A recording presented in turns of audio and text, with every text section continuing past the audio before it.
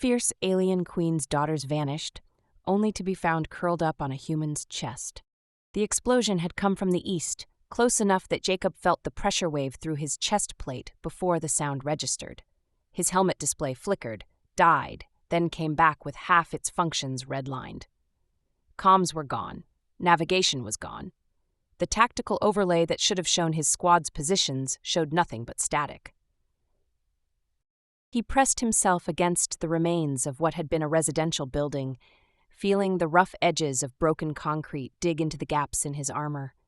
His breath came steady despite the adrenaline, years of training overriding the impulse to panic. The settlement of Talvesa 7 had been abandoned for months, its structures gutted by orbital bombardment, its streets empty except for the patrols that hunted through the ruins like scavengers. Jacob checked his rifle. 14 rounds remaining. Not enough for a firefight, barely enough to discourage pursuit. He'd seen 3 of his unit go down in the initial ambush, watched Reyes drag Corporal Hendricks into cover before the second wave hit. After that, everything had been smoke and fragmentation and the screaming of overloaded armor systems. He moved deeper into the building, boots crunching on debris. The structure groaned around him, unstable but still standing. Good enough. He needed to find a position he could defend until extraction arrived, assuming extraction was coming, assuming command even knew where he was. The sound stopped him mid-step. It was high-pitched, rhythmic, coming from somewhere ahead. Not mechanical, not human. Jacob's grip tightened on his rifle as he advanced through a collapsed doorway into what had been an interior courtyard. The roof was gone, open to Talvesa's pale amber sky, and in the center of the space, a support beam had fallen at an angle, trapping something beneath it. 3 somethings. Jacob's combat instincts screamed at him to back away, to find another position, to forget what he was seeing. The cubs were small, maybe the size of human toddlers, their pale green skin mottled with dust and dried blood. One lay pinned beneath the beam's edge, her breathing shallow and rapid. The other 2 huddled against her, making those distressed chirping sounds that carried across the courtyard like alarm bells. Surathi. He'd seen adults in combat footage, watched them tear through fortified positions with claws and teeth, and that terrible fluid grace that made them apex predators on every world they claimed. These were juveniles, their features softer, their ears oversized on small heads, their clawed fingers barely formed. The injured one had a gash across her ribs that wept green-tinged blood onto the rubble. Jacob knew the tactical calculus. Surathi young this vulnerable meant adults nearby, probably hunting for them. Their distress calls would draw hunters like a beacon. Staying here was suicide. He took a step back toward the doorway. The smallest cub turned her head, tracking his movement with eyes too large for her face. They were dark, almost black, and they held something that cut through every layer of military conditioning Jacob had built over a decade of service. Not fear, not aggression, just desperate, exhausted hope. He'd carried children through fire on Redemption Station, watched a girl no older than 6 bleed out in his arms because the evac shuttle was 30 seconds too late.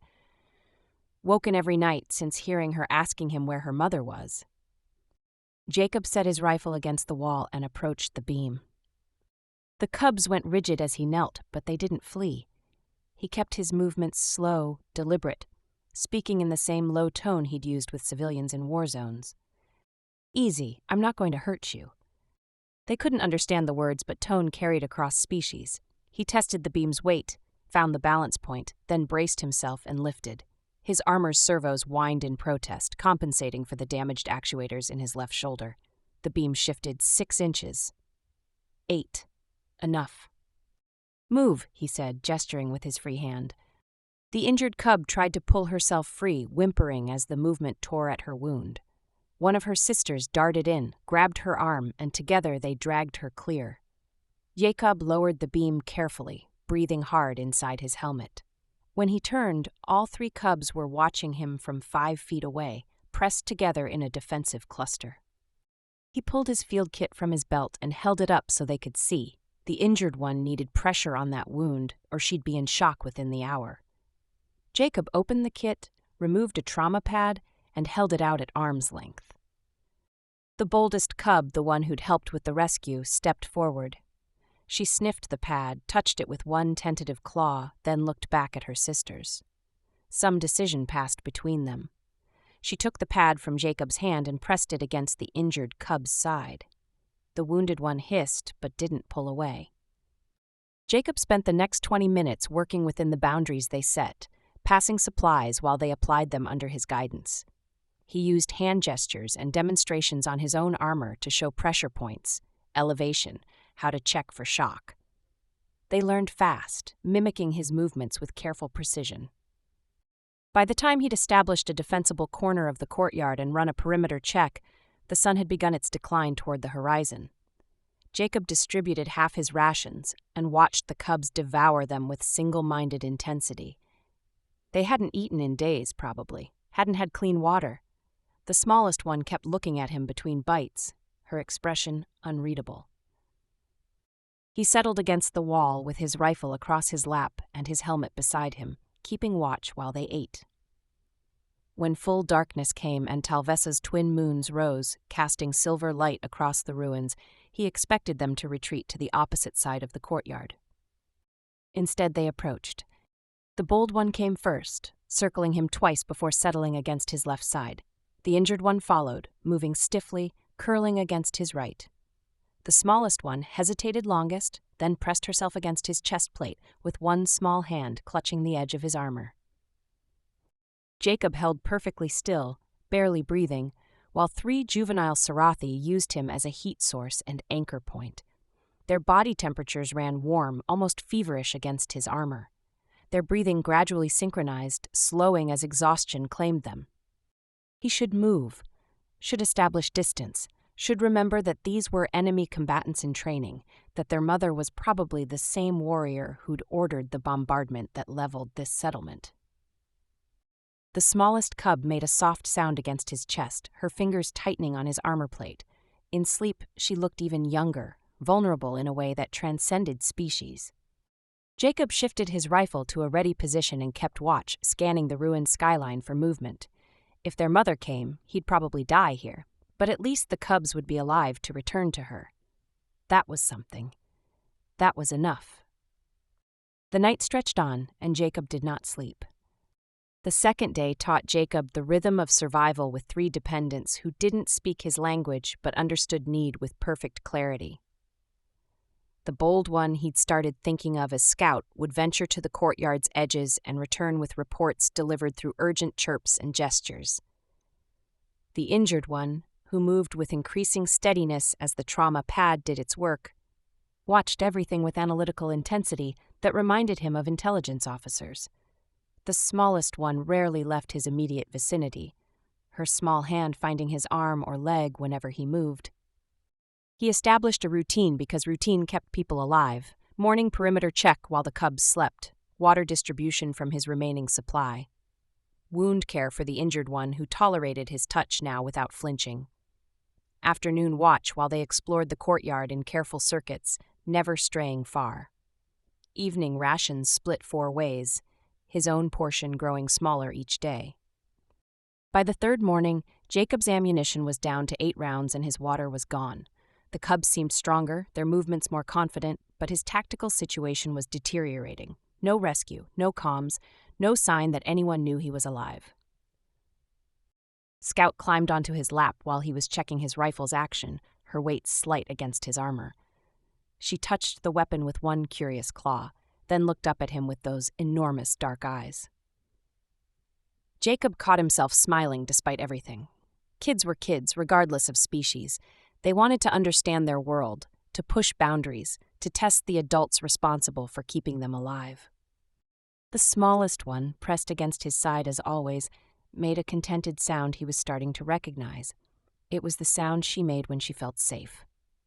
Jacob closed his eyes and wondered what the hell he was going to do when their mother arrived. The answer came an hour later. He registered the change in air pressure first, the subtle shift that meant something large was moving nearby. The cubs went rigid simultaneously, their ears swiveling toward the courtyard entrance. Scout chirped once, sharp and urgent, Then all three of them pressed closer to Jacob in a protective cluster that put him at the center. Jacob picked up his rifle and stood, positioning himself between the cubs and the doorway. His heart rate climbed, but his hands stayed steady. If this was the end, he'd go down fighting. He'd bought these kids 3 extra days. That had to count for something. The Sarathi warrior who entered the courtyard moved like liquid death, her weapon trained on Jacob's center mass with perfect stability. She was 7 feet of coiled muscle and sleek gray fur, her face bearing the scars of someone who'd survived too many battles to count. Behind her, 4 more soldiers spread into flanking positions. The lead warrior's eyes tracked from Jacob to the cubs and back again. She said something in the Sarathi language, her tone clipped and professional. When Jacob didn't respond, she switched to accented but clear standard. Step away from the cubs slowly. Jacob kept his rifle pointed at the ground but didn't move. They're injured, the small one especially. She needs... I said step away. The cubs made distressed sounds, and the smallest one wrapped both arms around Jacob's leg. The warrior's expression shifted into something that might have been surprise. They won't leave him, Commander, one of the other soldiers said, his tone uncertain. The youngest is displaying attachment behavior. The lead warrior lowered her weapon slightly, studying Jacob with new intensity. What did you do to them? Kept them alive, Jacob said. Found them trapped under debris 3 days ago. They were bleeding, dehydrated. I gave them what I had. You're human military. You should have used them as leverage or killed them. They're children. The warrior stared at him for a long moment, then touched something on her helmet. Matriarch, you need to see this. The temperature in the courtyard seemed to drop 10 degrees when she arrived. Jacob had seen Sarathi warriors in combat footage, watched them move through human positions like avatars of violence. This one made every other Sarathi he'd encountered look tame by comparison. She was taller than her soldiers, her crimson fur marked with black stripes that flowed across her shoulders and down her arms like calligraphy. Twin curved horns swept back from her temples, polished to a mirror shine. Her amber eyes locked onto Jacob with an intensity that made every nerve in his body scream danger. But what struck him most was the way she moved. Not just predatory grace, but controlled fury barely contained beneath absolute discipline. This was someone who had earned command through violence and held it through force of will. She crossed the courtyard in 3 strides and stopped 6 feet away, close enough that Jacob could see the way her pupils contracted to vertical slits. Her claws extended, each one longer than his fingers, sharp enough to punch through armor plating. Give me one reason, she said, her voice low and precise, why I should not kill you where you stand. The smallest cub made a sound against Jacob's leg. The matriarch's eyes flicked down and something shifted in her expression. Confusion, disbelief. She called out something in Sarathi, her tone sharp with command. None of the cubs moved. She tried again, stepping closer, her voice taking on an edge that made Jacob's combat instincts scream. The cubs pressed tighter against him. The smallest one started making high-pitched distress sounds, her grip on his armor intensifying. The matriarch froze, her claws retracting slowly. When she looked at Jacob again, the fury had been replaced by something more dangerous. Calculation. What did you do to my daughters? Jacob kept his voice level despite the adrenaline burning through his system. I found them trapped. One was injured. I freed them, treated the wound, shared my supplies. That's all. Sarathi young do not trust outsiders. They do not display comfort behaviors with other species, especially not humans. I didn't know that. I just saw kids who needed help. The gray-furred warrior, the commander, approached the matriarch and spoke quietly. Jacob caught fragments, something about trauma response, about political complications, about options that didn't involve immediate execution. The matriarch listened without taking her eyes off Jacob. When the commander finished, she was silent for nearly a minute, her expression unreadable. You will come with us, she finally said. You will remain with my daughters until they naturally outgrow this attachment. Any attempt to escape or harm them will result in your death and the deaths of every human within 100 light years. Do you understand? Jacob understood that he'd just become a prisoner of the most feared military power in the sector. Understood that his survival depended on 3 small cubs who'd decided he was worth trusting. Understood that the matriarch watching him with those burning amber eyes would kill him without hesitation if he gave her reason. "I understand," he said. She moved closer, invading his space with deliberate intent, and Jacob held his ground despite every instinct telling him to back away. She was testing him, reading his reactions. Her scent was complex, something like cinnamon and ozone and the sharp tang of dominance. "You will address me as Matriarch Velrin," she said. "You will speak only when spoken to. You will remember that your life exists at my discretion." "Yes, Matriarch." Velrin's gaze held his for another heartbeat, then she turned to her soldiers. "Prepare transport. Secure the human, carefully." As they moved to comply, Scout finally detached from Jacob and approached her mother, chirping urgently. Velrin knelt, and the cub pressed against her, gesturing back at Jacob with clear intent. The matriarch's expression softened for just a moment, her clawed hand gentle against her daughter's back. Then she stood, and the softness vanished like it had never existed. "Move," she ordered. Jacob shouldered his rifle and followed, the smallest cub immediately taking his hand. He caught Velrin watching the gesture, saw something flicker across her face too quick to read. He was alive. For now, that would have to be enough. The palace was a statement of power rendered in black stone and angular geometry, its halls wide enough for Sarathi to move in full battle formation. Jacob walked through corridors lined with warriors who watched him with expressions ranging from curiosity to open hostility, his damaged armor marking him as both prisoner and anomaly. The cubs stayed close, Scout ranging ahead while the smallest one kept her hand locked around his. His quarters were adjacent to the royal wing, not dungeon, not guest, something in between that the palace hierarchy was still trying to categorize. The room was sparse but functional: sleeping platform, bathing facility, a window overlooking the capital's sprawl, the door locked from the outside. The cubs inspected everything with methodical thoroughness. The injured one claimed the sleeping platform's center. Scout tested the window's integrity. The smallest one stayed pressed against Jacob's side, her breathing still carrying that edge of anxiety from recent trauma. A servant arrived with food without meeting Jacob's eyes. The portions were generous, protein-heavy, clearly intended for Sarathi metabolism. Jacob ate what he could and watched the cubs demolish the rest. Thex appeared an hour later. "The matriarch requests your presence in the training grounds. The cubs will remain here with handlers." The smallest one made a sound of protest when Jacob moved toward the door, her claws catching on his armor. He knelt and met her eyes, keeping his voice low and steady.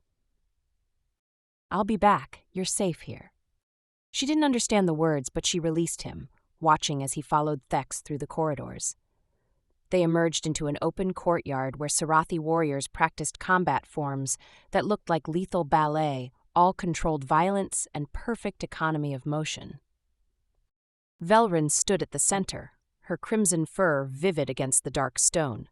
She'd shed the formal armor, wearing instead fitted training garments that displayed the full extent of her predatory musculature. When she moved through a practice sequence, Jacob understood why humans had learned to fear her species. Every motion served multiple purposes: strike, defense, positioning, all flowing together with mechanical precision. She finished and turned to find Jacob watching. "Commander Thex believes you have tactical knowledge worth preserving. Demonstrate." Jacob stepped into the training circle, acutely aware that he was surrounded by warriors who considered him prey species made temporarily useful. Thex offered him a practice staff, weighted to approximate rifle balance. "Show me how you fight," Velrin said. Jacob moved through basic combat forms, feeling the weight of dozens of eyes tracking his movements. Human martial arts looked clumsy next to Sarathi grace, all angular efficiency rather than fluid motion. He finished and lowered the staff. Velrin circled him once, her expression analytical. "Predictable, rigid. You compensate for physical weakness with weapons and distance tactics." "We work with what we have," Jacob said. "And when the weapons fail..." Something that might have been approval flickered across her face. She gestured toward the edge of the courtyard where the cubs had appeared despite orders. 3 small faces pressed against the railing. Scout chirped urgently. Velryn's ears flattened. They were instructed to stay with handlers. Kids don't always follow instructions, Jacob said. But she didn't order them removed. Jacob caught the way her gaze lingered on her daughters, the subtle tension in her shoulders. She was as uncertain about their attachment as he was. An hour later, Jacob worked with the cubs on the training ground's edge, turning defensive awareness into games. Scout learned to spot approach angles. The injured one practiced evasion. The smallest one stayed closest, but Jacob coaxed her into the exercises with patient encouragement. He didn't notice the visitor until Scout's ears swiveled toward the palace entrance. A Sarathi with silver fur and elegant movements approached Velryn, her voice carrying across the courtyard in melodic tones that sounded friendly but made every warrior tense. Thex appeared at Jacob's side. Counselor Ravix, traditionalist faction leader, she's been looking for leverage against the matriarch for years. And I just gave it to her. Yes. Jacob watched Ravix gesture toward him and the cubs, her body language suggesting concern while her eyes held calculation. Velryn's responses were clipped, her posture radiating controlled irritation. The exchange lasted 5 minutes before Ravix departed with a slight bow that managed to convey both respect and subtle challenge. Velryn stalked across the courtyard toward Jacob, her jaw tight. Return to quarters, now. He complied without argument, gathering the cubs and following Thex back through the corridors. The smallest one sensed his tension and pressed closer, her small hand finding his with instinctive comfort. The explosion came from the direction they'd just left. Thex spun toward the sound, his weapon clearing its holster in one smooth motion. Smoke billowed from an adjacent courtyard, and warriors were already converging on the location. Jacob's combat instincts took over, his body moving to shield the cubs before conscious thought could catch up. Stay with them, Thex ordered, then disappeared toward the blast site. The second explosion was closer. Jacob saw the energy bolt streak across the courtyard toward their position. His body moved on pure training, sweeping all 3 cubs against his chest and turning his armored back toward the blast. The impact threw him forward, heat searing through damaged plating to scorch the skin beneath. Jacob hit the ground hard but kept his arms locked around the cubs, feeling their small bodies trembling against his chest. His shoulder burned where the blast had punched through weakened armor, and something wet was spreading across his side. The cubs were screaming, high-pitched sounds of terror that cut through the ringing in his ears. Secure the perimeter, Thex's voice distant and distorted. Find the shooter. Jacob forced himself to stay conscious to keep the cubs protected, while chaos erupted around them. Scout was trying to pull away, her claws scratching against his armor in panic. The injured one made sounds that were probably calling for her mother. The smallest one had her face pressed against his neck, her body shaking with sobs. You're safe, Jacob said, his voice rough with pain. I've got you. He repeated it like a mantra, while palace guards swarmed the courtyard. His vision was starting to narrow at the edges, the pain in his shoulder spreading down his arm in waves, but he stayed focused on the small bodies against his chest. Velryn appeared above him like an avenging angel, her amber eyes wide with something that looked like fear. She dropped to her knees and reached for her daughters, but they wouldn't release Jacob, their small hands fisted in his armor and clothing.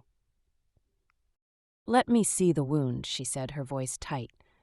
Cubs first, make sure they're not hurt. They're crying because you're bleeding.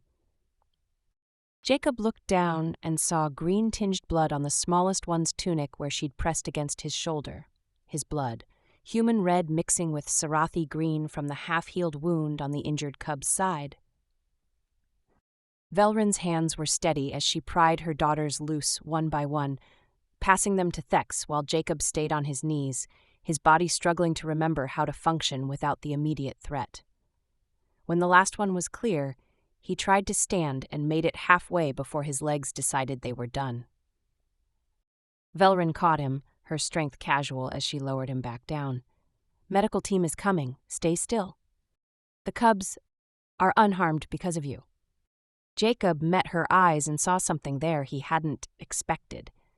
Not gratitude exactly, something rawer. She was looking at him the way he'd looked at squad members after they'd taken hits meant for others, that complicated mix of relief and fury and something that felt dangerously close to attachment. "Why?" she asked, her voice low enough that only he could hear. "Why would you take a killing blow for my daughters?" "Because they're kids," Jacob said, "because that's what you do. Not what humans do, not according to everything I was taught about your species." "Then maybe you were taught wrong." Velryn's claws extended slightly, pressing against his chest plate just above his heart. Not threatening, testing. "You were willing to die for them." "Yes."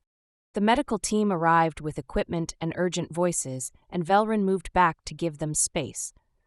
But she didn't leave. She stayed at the edge of the activity, her amber eyes fixed on Jacob while her daughters clung to Thex's armor and watched with matching expressions of distress. Jacob let the medics work, his body finally admitting to the pain now that the immediate threat was past. The burn had gone deep, and blood loss was making his thoughts fuzzy at the edges. But through the haze, he saw Velryn issue quiet orders to her security detail, her body language radiating the kind of cold fury that meant someone was going to pay for this attack. The smallest cub broke free from Thex and ran back to Jacob's side, her small hand finding his uninjured arm.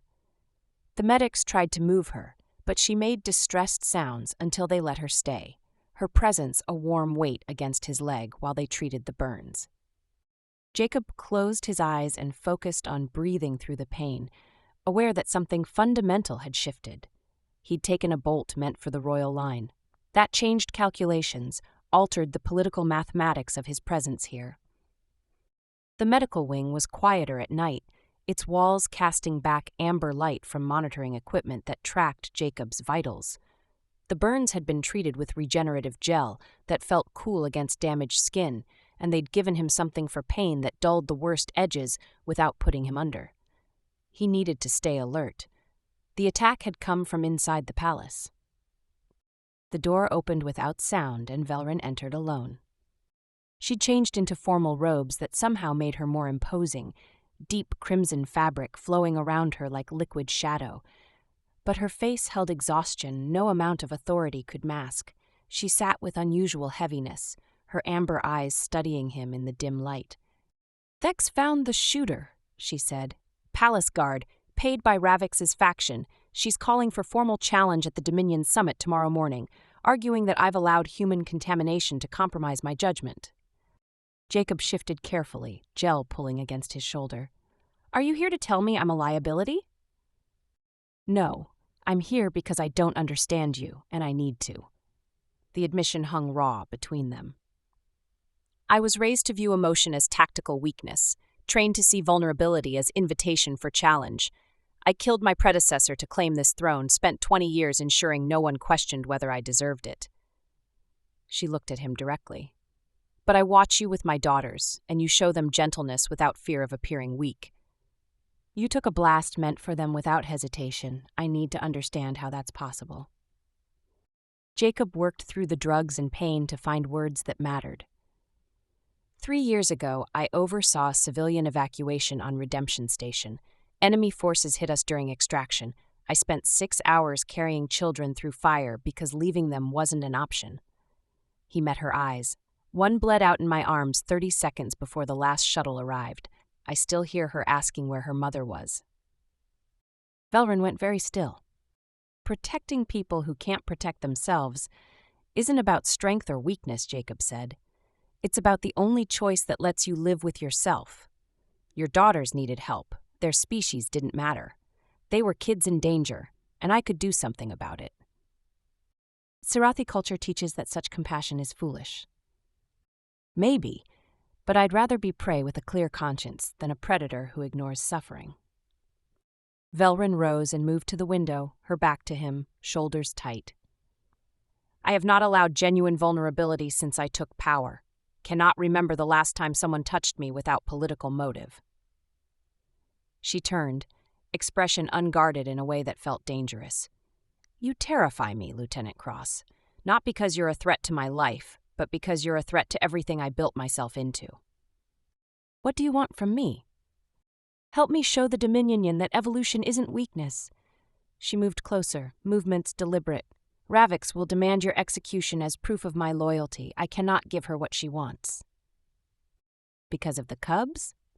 "Because of you." Her hand moved to the bandages on his shoulder, claws retracted, touch careful. "You've forced me to question assumptions I've held for 40 years. I will not let her kill you." Jacob covered her hand with his. "Then what do we do?" "We challenge their definition of strength. Show them partnership instead of hierarchy." Thex entered, expression grim. "Ravix is moving up her timeline. Summit's tomorrow morning." Velryn's hand tightened on Jacob's before she withdrew. "She knows we're planning something." "Then we move now," Jacob said, testing his shoulder. "What's her play?" "She'll demand vote to remove you for compromised judgment," Thex said. "If that fails, she'll call for his execution. If you refuse, she'll claim it as proof of manipulation." "So we're boxed in." Jacob stood despite the protest from his shoulder. "Unless we change the game. She's betting you'll defend yourself through traditional dominance. What if instead you acknowledge uncertainty, admit that encountering me forced you to question doctrine, then challenge the Council to prove their strength by evolving rather than clinging to comfortable prejudices?" "That's political suicide," Thex said.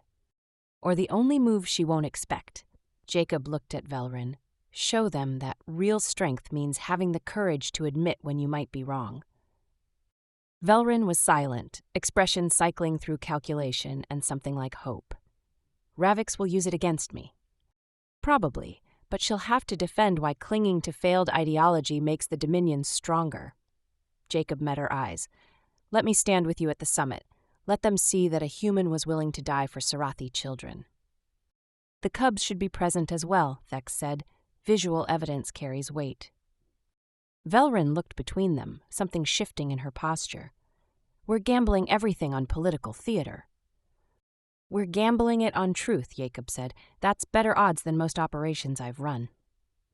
The summit hall was designed for intimidation, its vaulted ceiling disappearing into shadows while tiers descended toward a central platform. Hundreds of Sarathi filled the space, attention focused with predatory intensity. Ravix held the floor, her silver fur immaculate, voice carrying perfect conviction as she outlined the case against Velryn's leadership. She spoke of tradition, of Sarathi supremacy, of danger posed by human influence near the royal bloodline. Jacob stood at the platform's edge with Thex, watching Velryn face her accuser with absolute composure. The cubs were in secured seating, but all three kept their eyes fixed on him. When Ravix finished, the hall erupted in debate. Through it all, Velryn remained silent, letting the storm build until it reached peak intensity. Then she raised one hand and the hall went quiet. "Councillor Ravix has outlined our tradition admirably," Velryn said. "Everything she says about Sarathi doctrine is accurate. I believed these teachings completely until 6 days ago." She paused. "Lieutenant Cross is human military, enemy forces. By all doctrine, I should have executed him when I found him with my daughters. But my daughters would not leave him. They trusted him with instinct, uncompromised by cultural conditioning. And when assassins targeted the royal bloodline within these walls, this human soldier took a lethal blow meant for my children without hesitation." Murmurs rippled through the assembly. "I do not claim to understand how this is possible," Velryn continued. "I only know that what I witnessed challenges everything I was taught about human nature, about the relationship between strength and compassion." She faced Ravix directly. "The Councillor demands we cling to tradition as proof of strength. I suggest that our true strength lies in our ability to evolve, to question assumptions when evidence demands it." "Pretty words," Ravix said sharply.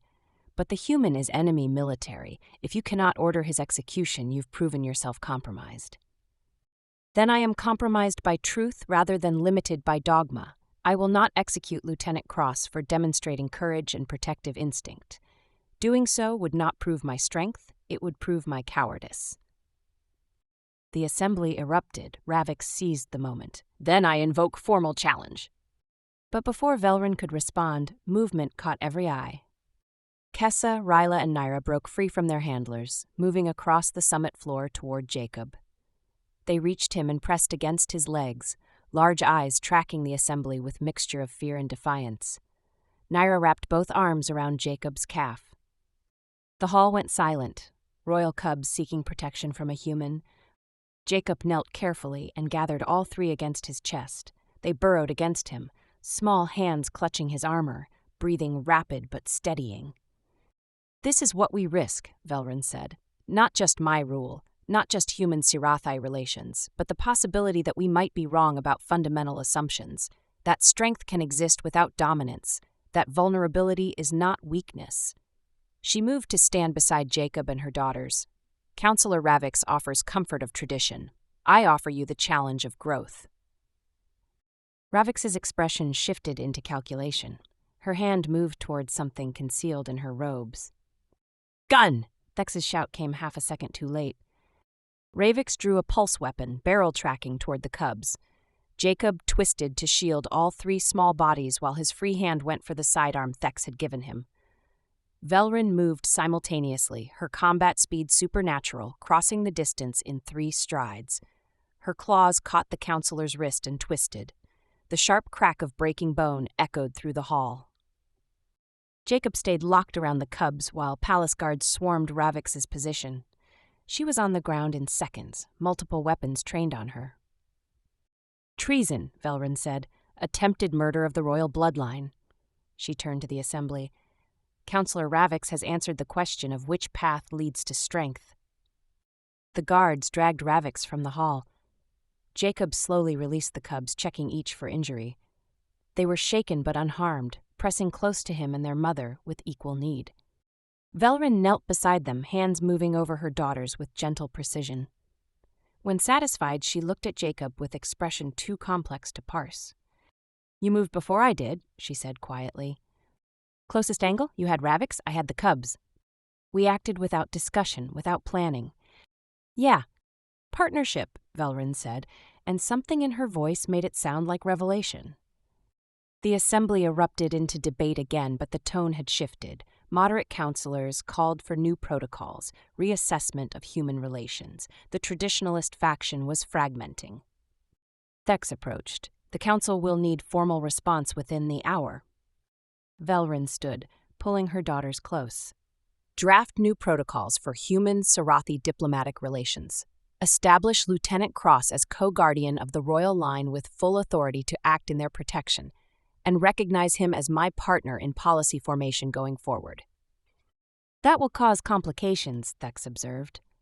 "Good, comfortable certainty. Nearly got my daughters killed today." Jacob rose, feeling the pull of healing tissue, and found Velryn watching him. The cubs had settled between them, creating a bridge neither had consciously chosen but both had accepted. "This is going to be difficult," Velryn said, "changing centuries of cultural doctrine." "Most things worth doing are," Jacob replied. She reached out slowly, clawed hand coming to rest against his shoulder. Not claiming, just contact, connection. Her amber eyes held his. "I've spent 20 years maintaining absolute control, never allowing genuine vulnerability. You've undone all of that in less than a week." "Sorry? Don't be." Her hand moved to cup his face, touch gentle despite deadly claws. "I'd forgotten what it felt like to be seen without armor. Thank you for reminding me."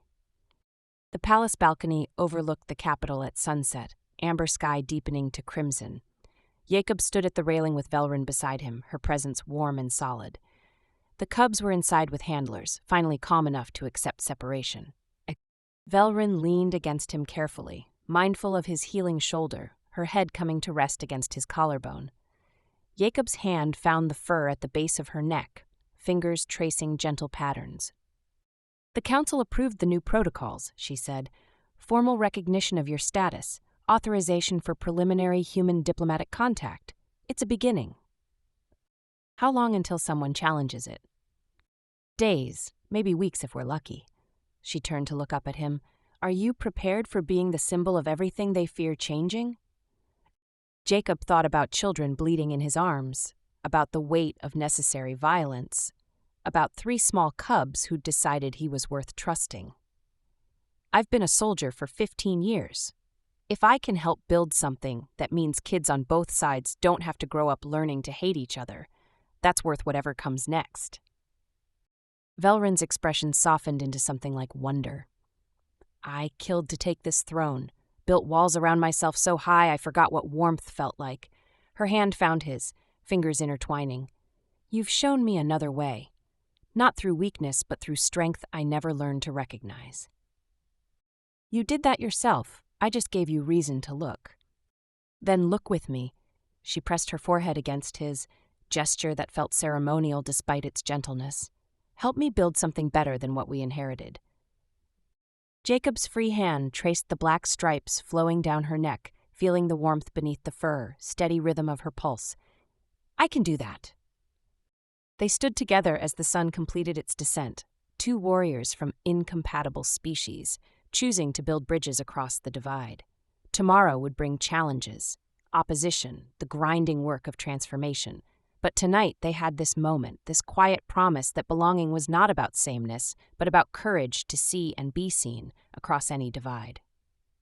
Velryn's tail wrapped around Jacob's leg with gentle pressure, and he found himself smiling, despite the pain still radiating from his shoulder, despite the political firestorm they'd ignited, despite everything waiting ahead. They'd figure it out, together. That was enough.